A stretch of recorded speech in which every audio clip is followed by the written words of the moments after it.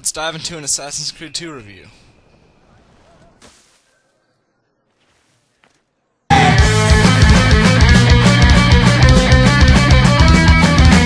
Like its predecessor, Assassin's Creed 2 takes place in two separate time periods.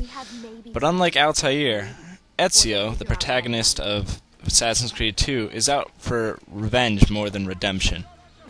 While the first game took baby steps at this innovative non-linear storytelling, it wasn't really perfected until the second game. But the most significant addition to this new iteration of the Assassin's Creed franchise is Ezio Auditore, a well-developed character who is motivated by revenge and filial obligation. But with his unique and occasionally humorous personality, Ezio is far more interesting and less one-dimensional than Altair of the first game.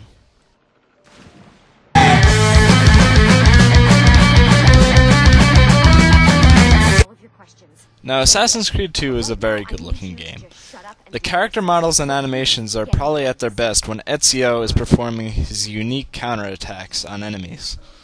But the real presentation value of this game lies in its beautiful recreation of Renaissance Italy. I mean, all the major characters, buildings, structures, artworks, even an appearance by Leonardo da Vinci serve to complete the game as a real, wonderfully well-designed world. And with such a wonderfully well-designed world, it's hard not to be impressed when you're climbing the buildings of Florence or swimming in the canals of Venice. But if Ubisoft has accomplished anything with their sequel, it's that they've provided both an aesthetically pleasing world that is rich and dense with characters and beautiful historic architecture. There are only a handful of games that deliver a similar experience to this.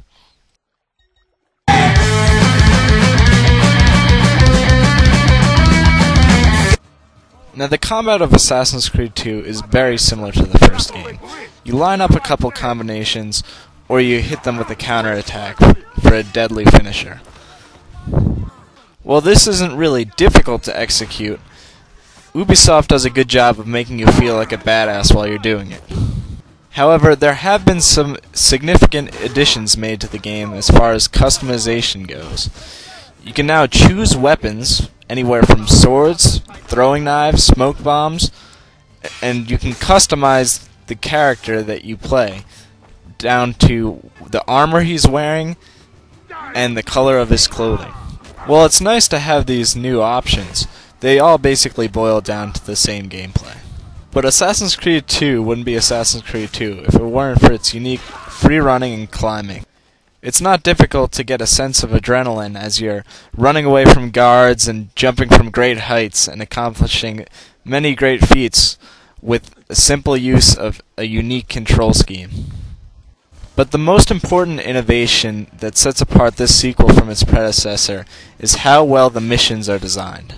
Players will no longer sit on benches and repeat the same tasks over and over again in order to unlock a decent mission.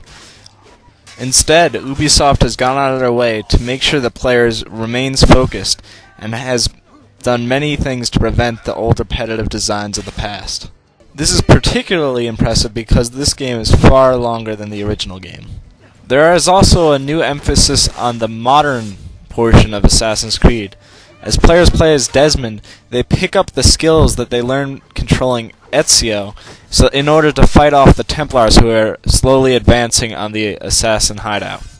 In conclusion, Assassin's Creed 2 builds on the framework that was established in Assassin's Creed 1, but it takes it to a whole new level by revolutionizing mission structure and providing a unique new environment and character that really set it apart from the original game.